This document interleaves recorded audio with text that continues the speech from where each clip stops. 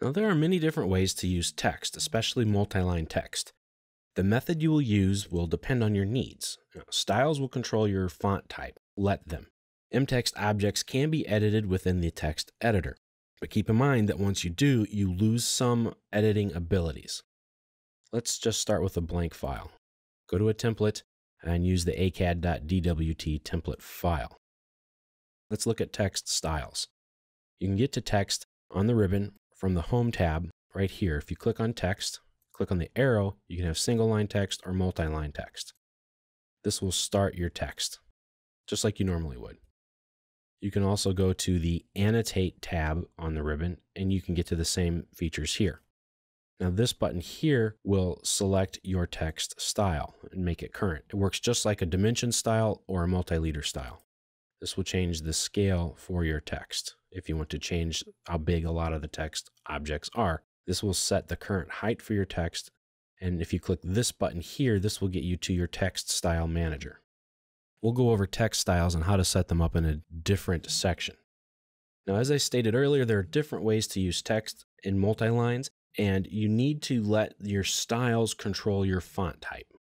MText objects can be edited within the text editor, but once you do, you lose some of these controls or abilities. For example, let's load in some text, and I will show you a trick on how to load some text. So we're just going to start the mtext command. We're going to get our text editor, and then we're going to right-click. Go to Import Text. Browse to the folder that has your files in it. Go to this chapter's folders, and let's load in the note-pipe.txt file. Select that and click Open. Okay, now we have a lot of text in here. And that's a quick way to insert text into your drawing, especially if it's a set of notes that you're going to use over and over again. It has to be saved as a .txt file, whatever it is. So just remember that. Now that I have some text in here and I have a style set up for them, and it's using the standard style, if I open up Properties palette, I can confirm that.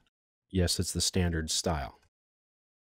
So if I open up my style manager, and if I go to standard, I can change the font type to whatever I want.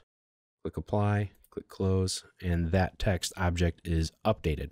But if I double click the text to edit it, and let's say these first couple of lines, I select it, I'm going to go bold, italics. I'm just going to give you a big idea of what it's going to look like.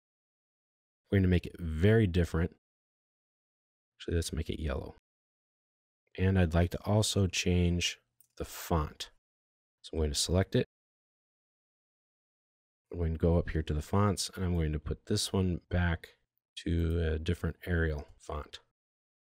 Okay, now that I'm finished, you can see these look very different. And I use the text style overrides within the text editor. Similar to how you would change a line's color or line type through the Properties panel, you can do that too here with the text, and that's fine. But now when I select this object here and I try to change it to a different style, I can't. Because of the overrides, it kind of breaks that style relationship that it has. So it's suggested that if you need to change the font of a text or the color, then manage those visual displays through the Properties Manager, Layers, and Text Styles. Make multiple text styles. They're very easy to make. Now, MText can have a background mask applied to it. This will block out any line work that's behind the text. This allows the text to be seen more easily over line work. So if I have a series of lines, and you want them to be blocked out so that your text sort of sits on top of it and you can't see it, that's easy enough to do. Select your text, go to the Properties palette, and scroll down till you find Background Mask. Right now it's turned on to No. Select it and click this box and pick on the Use Background Mask.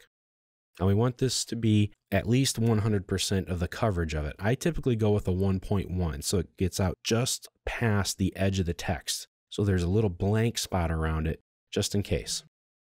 Now instead of picking a color, choose the Use Drawing Background Color. Click OK. Press Escape. And your text has to be on top of your line work. So you can select it Type in DR for draw order, press F for front, and your text will be on top of that, and your line work is still there, as you can see, but it's just being blocked out so that you can read the text more easily. So that's a nice little trick. Also, when you're in the text editor, editing your text, if you right-click, you get access to a lot of different options. Many of them are available up here in the ribbon. You can get to select all, cut and copy, paste special, insert a field, get access to a lot of different symbols, the import text option, as I showed you earlier, alignments, bullet lists, set up columns, find and replace, change case, which is very nice, all caps, which will change everything to all caps if that's the way you have to type, autocorrect caps lock on, different character sets, your background mask, your editor settings, help, and just cancel. So you can see you can get to a lot of different tools and a lot of different ways that make multi-line text inside AutoCAD almost like a word processor.